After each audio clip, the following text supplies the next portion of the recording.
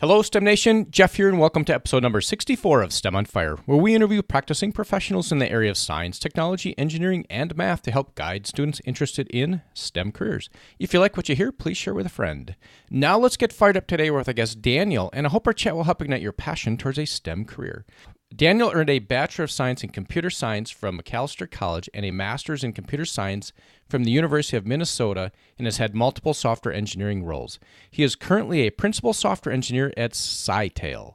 Welcome to the show, Daniel. Fill in any gaps and share a bit of your personal life. Oh, no, that's a perfect description. It makes it sound really easy. And I work remotely for this company called Scytale, which is based out in the Bay Area in California. All right. Thanks for that, Daniel. And let's take it right in here. So you've got a computer science degree. You've got a master's in computer science.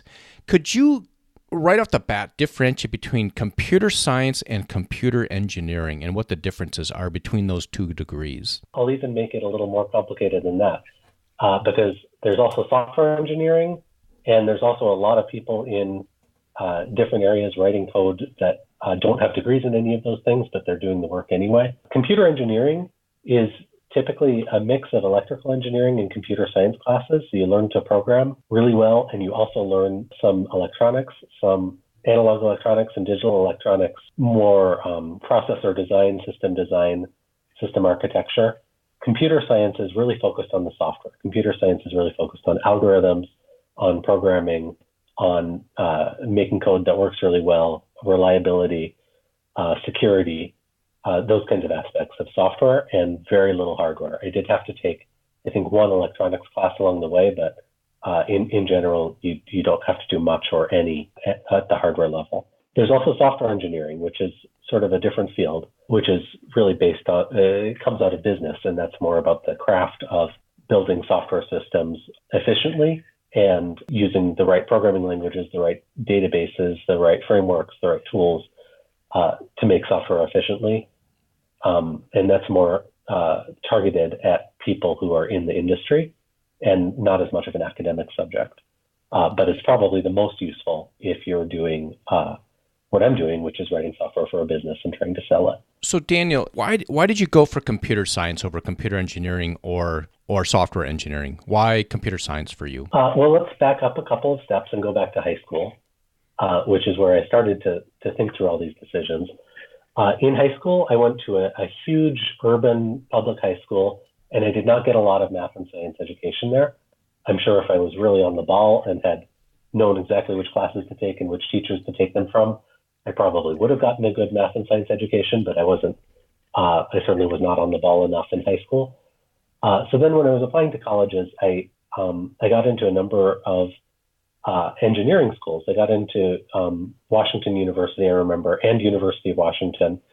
And I was sort of thinking through it and looking through the courses I would have to take and realizing that I probably wasn't going to pass those courses, or at least do well enough in those courses to get an engineering degree from those huge universities.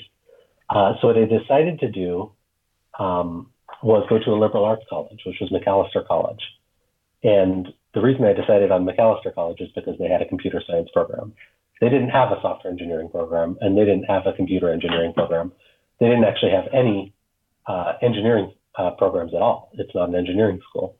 They just had this unusual computer science program with 4 computer science professors and about 20 or 30 students each year studying computer science. Again, the reason I decided on that was fairly straightforward. I didn't think I would pass engineering programs at a real engineering school right out of high school. I could have gone to community college, and that probably would have been a wise choice for me, but I didn't. I knew plenty of people who did go to community college for a year or two to polish up their math and science credits and get good grades and learn math and science fundamentals, but I did not do that. So Daniel, do you not have to take calculus and physics in the computer science programs, or does it depend upon the colleges? No, I had to take Physics 1 and Physics 2, Calculus 1, Calculus 2, Calculus 3. But overall, the course load at the liberal arts school was a lot more varied. So I was usually taking 1 or 2 classes in math and science at a time and 1 or 2 liberal arts classes. And because it was just a slower pace with less focus on the major itself, I was able to get through it and catch up on the calculus that I really did not learn in high school. So was there any difference between, when you graduated from, I'll say, a liberal arts college with computer science versus going to a large school that had computer science that it sounds like you had a pretty good, teacher to student ratio, only 30 students and a couple professors. So you probably got pretty good attention from the professors. If you had problems, you can go get those answered very easily. Yeah, I loved the professors. They were all excellent. They were all really focused on teaching. They all really cared about their students. The downside of the program at that time, and I think things have changed a little bit, I don't know if this applies today, is that it was really hard for me to get a job graduating with a computer science degree from a liberal arts college. And most of my peers didn't get software engineering jobs right away. And I think if I had gone to a big university with an engineering program that employers recruit out of, that has some kind of reputation as an engineering school, it would have been much easier for me to get a job out of college. Okay, that's good insight, Daniel. Thanks for bringing that out. So, STEM Nation, take a look at the college that you're going to, and take some of Daniel's advice and take a look at what the placement is from the college and make sure that's the right college for you. Or, if after your bachelor's degree, if you want to go on and get your master's degree, that might be a path as well. Daniel, you've got your master's degree in computer science. Did you go right on to your master's after your undergrad? Yeah, I did. So what I did is I applied to a bunch of jobs when I was graduating from college. This was 2006. And I didn't get any good offers. I think I did get some offers that were more in like an IT support role, system administration, tech support. That was really not what I wanted to do. And I was worried that if I went into those kinds of things, I would get pigeonholed and have a really hard time rising up into a software engineering role. I'm not sure if that was true or not, but that's how I felt at the time. But I did apply to a bunch of graduate programs, and I got into University of Minnesota as a PhD student. As a PhD student, typically you're working half-time for the university, so 20 hours a week working for the university, and then taking classes half-time. And that's exactly what I did. They offered me a pretty good stipend to go straight to grad school. It was actually a similar amount of money to what I would make if I'd taken one of those IT jobs, maybe a little less. Daniel, I just want to go into that. So could you explain to STEM Nation what that really means? So you were getting a stipend to go to college. So you were essentially getting paid to go to college. So your college was essentially free for your master's? So University of Minnesota is like a lot of big engineering colleges. The professors can't do all the work because there just aren't enough professors for the number of undergraduate students. So the way they solve that problem is by having PhD students who are actually paid to teach classes and do research and do things like make copies and make coffee for the professors while studying half-time, working on their PhDs. So I was taking classes, typically 2 or 3 classes at a time, and then working half-time for a professor in the computer science department. And I was getting paid to do that. I was getting paid a reasonable stipend, certainly very good for half-time, not very good for full-time. And it seemed like an obvious option since the job offers I got weren't so great. Okay, Daniel. So thanks for that insight. That's great insights. So STEM Nation, if that's a path that you want to pursue, if you want to go look at a post undergraduate, so a master's or PhD path, go look for the approach of getting a stipend and getting your college paid for. So, and Daniel, so we're going to move on here a little bit. So from a computer science degree, what type of positions are available out there compared to, let's say, computer engineering, where you've got some of the hardware background? When you're just straight pure software, what kind of jobs are out there? So there are a million jobs in software engineering. It's actually, if you look at the Department of Labor's categorization of job titles, software engineering is one of the most common job titles in the entire country right now.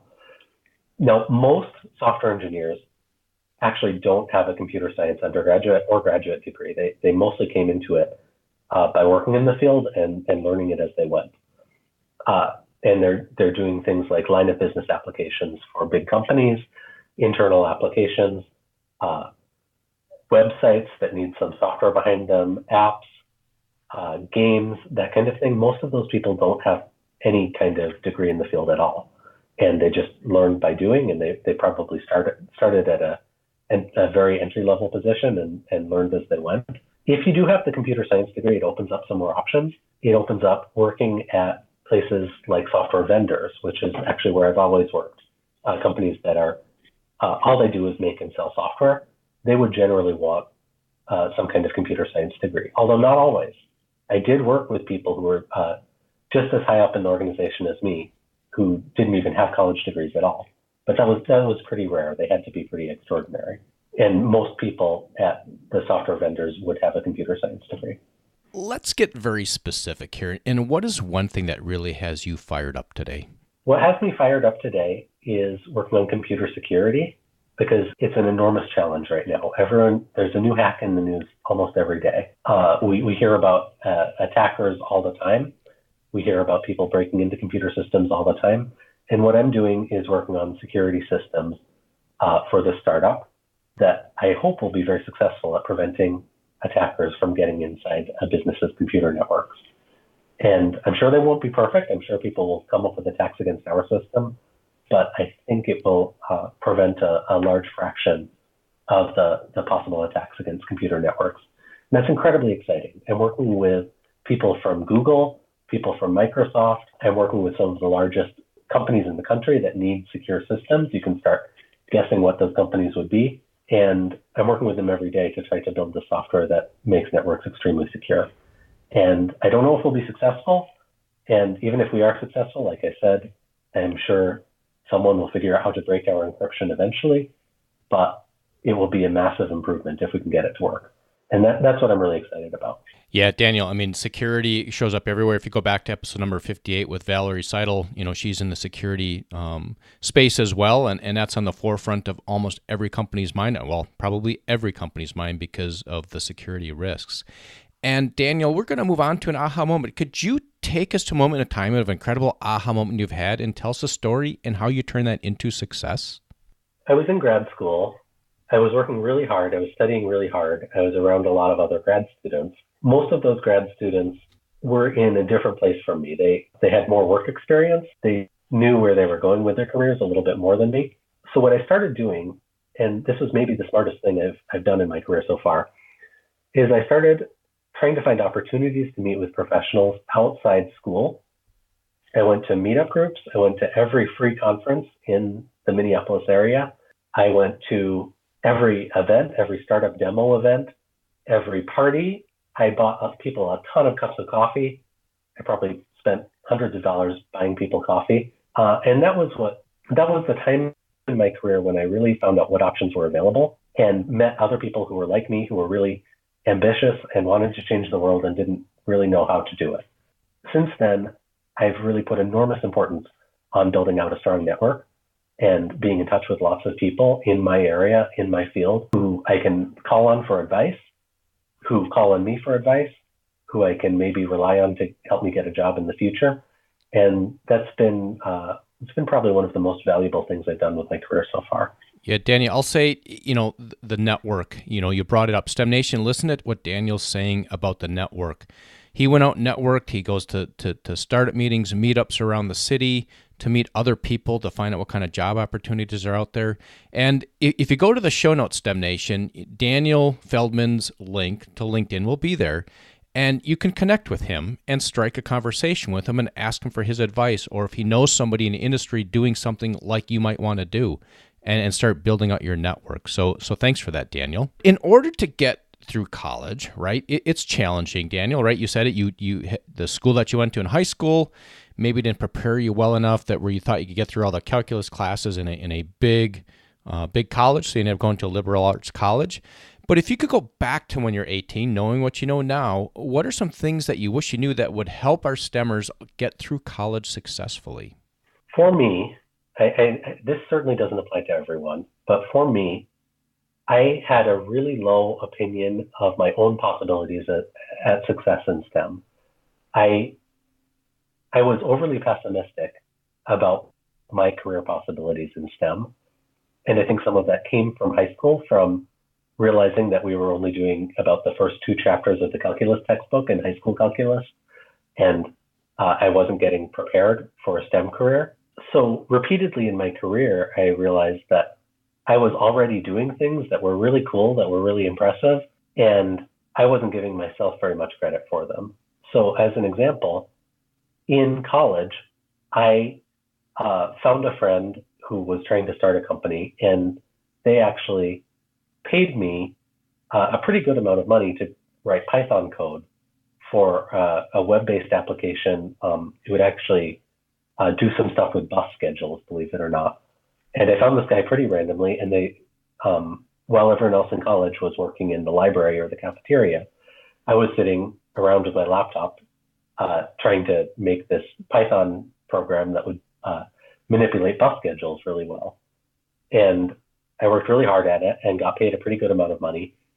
And eventually they moved on. They found professionals to do that same work. But if I had been a little smarter, I probably could have turned that into a business while I was in college. And now I know people who started doing software contracting in college and just kept with it and built up pretty good software contracting businesses. So I persistently underestimated my own abilities and overestimated the chances that I would fail at things.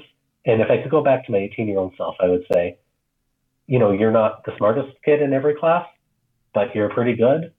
And in STEM, you don't have to be the very smartest. You just have to be pretty good for a long time and be really persistent and keep up with it, and you'll be successful. You're not trying to be a rock star. You don't have to be the absolute best at everything.